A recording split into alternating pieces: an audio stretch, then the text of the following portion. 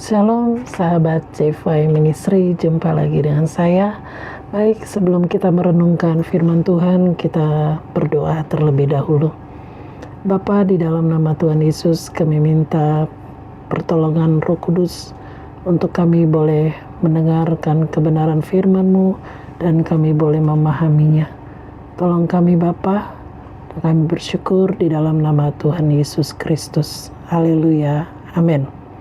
Baik sahabat CFY Ministry, kita akan sama-sama merenungkan kebenaran firman Tuhan yang terambil dari Kejadian 39 ayat 1 sampai dengan yang ke-6. Saya akan bacakan buat kita semua.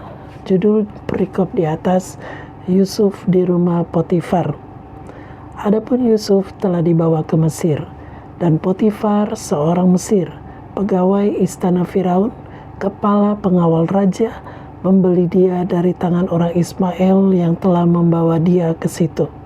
Tetapi Tuhan menyertai Yusuf, sehingga ia menjadi seorang yang selalu berhasil dalam pekerjaannya. Maka tinggallah ia di rumah tuannya orang Mesir itu. Setelah dilihat oleh tuannya bahwa Yusuf disertai Tuhan dan bahwa Tuhan membuat berhasil segala sesuatu yang dikerjakannya, maka Yusuf mendapat kasih tuannya dan ia boleh melayani dia. Kepada Yusuf diberikannya kuasa atas rumahnya dan segala miliknya diserahkannya pada kekuasaan Yusuf. Sejak ia memberikan kuasa dalam rumahnya dan atas segala miliknya kepada Yusuf, Tuhan memberkati rumah orang Mesir itu karena Yusuf, sehingga berkat Tuhan ada di atas segala miliknya, baik yang di rumah maupun yang di ladang. Segala miliknya diserahkannya pada kekuasaan Yusuf, dan dengan bantuan Yusuf, ia tidak usah lagi mengatur apa-apa pun selain dari makanannya sendiri. Luar biasa, puji Tuhan, kita sudah selesai mendengarkan kebenaran firman Tuhan. Sahabat, saya ingin kita kembali memperhatikan ayat yang kedua. Demikian firman Tuhan. Tetapi Tuhan menyertai Yusuf sehingga ia menjadi seorang yang selalu berhasil dalam pekerjaannya. Maka tinggallah ia di rumah tuannya orang Mesir itu.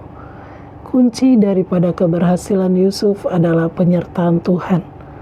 Penyertaan Tuhan selalu menolong Yusuf dari masa dia dijual ke Mesir, dijual oleh saudara-saudaranya.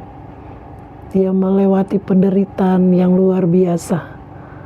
Tapi karena ada Tuhan bersama dia, pada waktunya Tuhan mengangkat dia dan Tuhan membuat dia berhasil. Dan keberhasilan daripada Yusuf membuat tuannya melihat Yusuf sebagai pribadi yang layak untuk dibawa ke rumahnya, ya. Setiap orang pasti kalau melihat ada orang yang berhasil, tentunya dia punya kerinduan untuk bisa bersama-sama dengan orang ini. Dan itu adalah berkat tersendiri bagi Yusuf. Dan akhirnya pada ayat 3 katakan, setelah dilihat oleh tuannya bahwa Yusuf disertai Tuhan dan bahwa Tuhan membuat berhasil segala sesuatu yang dikerjakannya, maka Yusuf mendapat kasih tuannya dan ia boleh melayani dia. Bahkan Potifar, sang tuan, memberikan kekuasaan bagi Yusuf akan rumahnya, ya. Firman Tuhan katakan segala miliknya diserahkan pada kekuasaan Yusuf. Dan luar biasa bahwa berkat kehadiran Yusuf di dalam rumah Potifar juga memberikan berkat bagi Potifar sendiri dan seisi rumahnya tentunya. Dan kita melihat bahwa orang yang diberkati Tuhan, orang yang dibuat Tuhan berhasil, dia juga menjadi berkat buat orang sekelilingnya. Luar biasa, sahabat, kita memperhatikan bagaimana Yusuf dibuat berhasil oleh Tuhan dan tuannya mempercayakan dia atas segala miliknya, bahkan rumahnya, bahkan ladangnya pun dipercayakan kepada Yusuf. Segala miliknya diserahkan pada kekuasaan Yusuf. Dan dengan bantuan Yusuf, ia tidak usah lagi mengatur apa-apa pun selain dari makanannya sendiri. Wow, tentu kita semua menginginkan keberhasilan, ya. Yang bekerja pasti menginginkan keberhasilan di dalam pekerjaannya. Yang masih dalam studi, ya, masih kuliah atau sekolah, pasti menginginkan keberhasilan. Jadi bukan sekedar lulus, tapi lulus dengan hasil yang terbaik. Dan itu semua hanya ada berkat penyertaan Tuhan. Kita butuh penyertaan Tuhan di dalam kehidupan kita. Dalam apapun yang kita kerjakan, kita sangat membutuhkan penyertaan Tuhan. Karena Tuhanlah yang memberikan keberhasilan. Tuhan yang memampukan kita. Tuhan yang membimbing kita, Tuhan yang menuntun kita, bahkan Dia yang menjaga, merawat, dan memelihara kita. Luar biasa, saudaraku.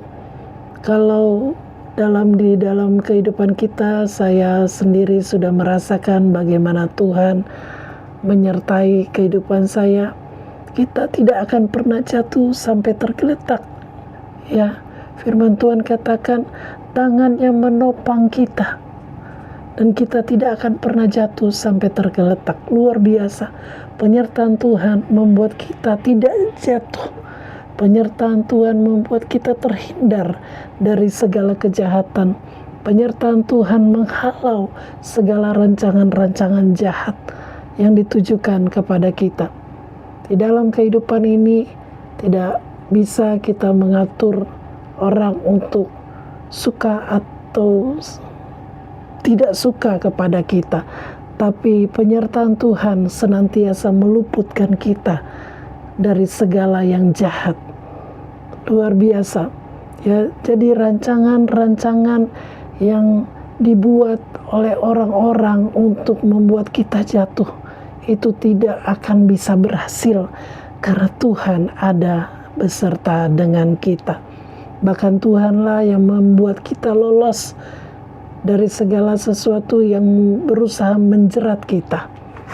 Di dunia ini banyak orang merancangkan kejahatan, maka ada orang-orang yang mungkin iri, cemburu dengan keberhasilan kita. Tidak masalah, selama Tuhan ada beserta dengan kita, maka Tuhanlah yang akan menunjukkan kepada orang-orang yang membenci kita, yang cemburu dengan kita. Tuhan akan memperlihatkan bagaimana pembelaan Tuhan kepada kita. Puji Tuhan, saat ini firman Tuhan sudah mengingatkan kepada kita bahwa keberhasilan hanya ada di dalam penyertaan Tuhan. Mari kita berdoa. Sebelum kita tutup, kita berdoa. Bapa di surga, di dalam nama Tuhan Yesus, kami bersyukur untuk firman Tuhan hari ini. Tuhan mengingatkan kami bahwa penyertaan Tuhan membuat kami berhasil. Tolong kami Bapa untuk tetap ada di dalam jalan Tuhan. Penyertaan Tuhan ada bagi kami. Terima kasih Bapa, di dalam nama Tuhan Yesus kami berdoa dan bersyukur. Haleluya, amin. Terima kasih. Sampai jumpa pada pertemuan mendatang. Tuhan Yesus memberkati. Shalom.